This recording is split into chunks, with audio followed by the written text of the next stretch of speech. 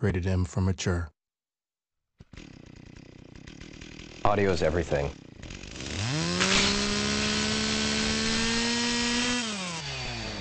The sound of Gears 2 is crunchy.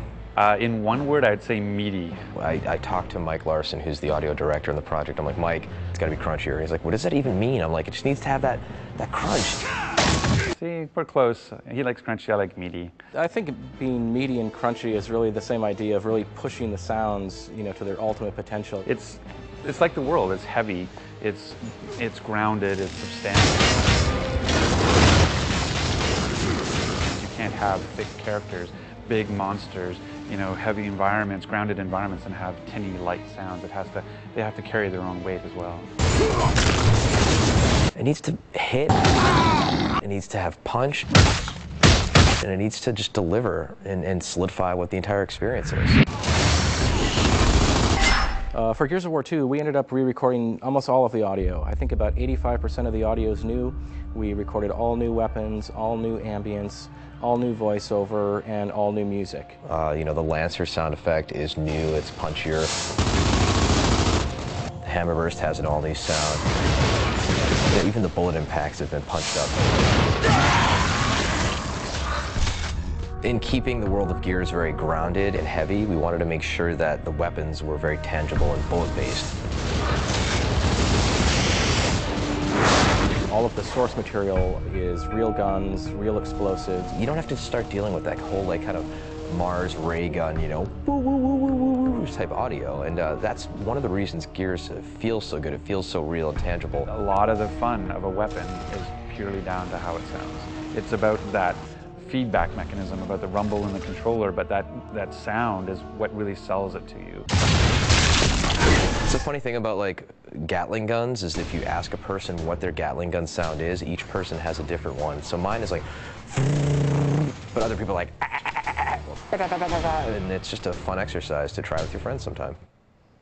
It's great at parties, really. Well, the Gatling gun is one of those stories where Cliff really had a lot to do with it. There's certain sounds in the game where he really wants it a certain way. Mike Larson and I basically just went back and forth 5 or 6 times on the mulcher to try and get the perfect audio. It was never good enough. It was always like, no, it sounds too much like a drum, or it sounds too much like a cart in the spoke of a bike wheel. It's a heavy gun. It needs to feel powerful. At the same time, you still need to hear all the bullet sounds kind of cycling in there. I put together 6 brand new Gatling gun sounds, and I asked Cliff to come down to my office. So he sat behind me, and he's like, okay, get ready to shoot. And I hit play, and he actually started acting like he was shooting it. Okay, it's heavy, and it's... He's like, no, that's not cool. We went to the next one, and he's just going like this. By the 3rd or 4th one, he's like, yes, that's it. And so he actually was imitating, the usage of it, to help him conceptualize, its sound within its context before it was actually put in the game. And that's how we ended up defining the final sound of the Gatling gun. Baby, this train runs on time! I love the voiceover recording process. It's one of the things that I feel kind of privileged that, as a producer, not a lot of producers get to do that. Oh yeah, fried grubs. The Locusts are actually voiced by, normal, regular voice actors, and they do really great monster voices. But what's amazing to me is that they have almost complete control over their phlegm in their throat. In addition to the vocal tonality, there's... it's really both disgusting and yet intriguing because the director can actually say, yeah, I just need a little bit more phlegm or a little less phlegm, and they can do this really strange, they just bring it out of nowhere and do this amazing stuff that basically sounds really cool, you don't even need processing, but when you're done, you pretty well want to throw up. Yeah! Yes, Gears is a brutal kind of, dark experience, but there's also a lot of heart that's there, and I think it comes through in the music. When you have a theme like Hope Runs Deep, you definitely are trying to incorporate that into the music and trying to have that sort of, it can't be depressing, it has to have its upbeat, patriotic moments, it's sort of, driving battle tracks and those sorts of things. So you definitely want to have that carry you through, that you feel like you're fighting the good fight and that you want the music to bring you along on that trip.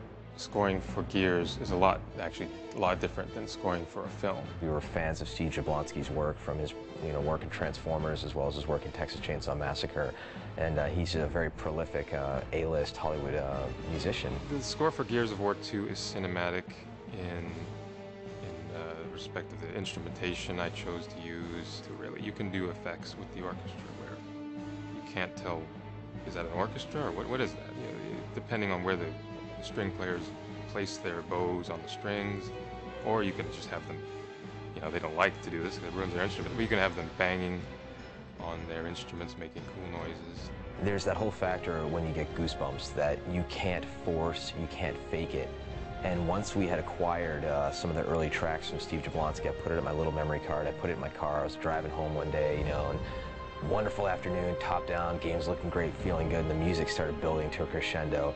And I looked down at my arm and I actually caught myself getting goosebumps. And I swear to God, you can't fake that, you can't force that.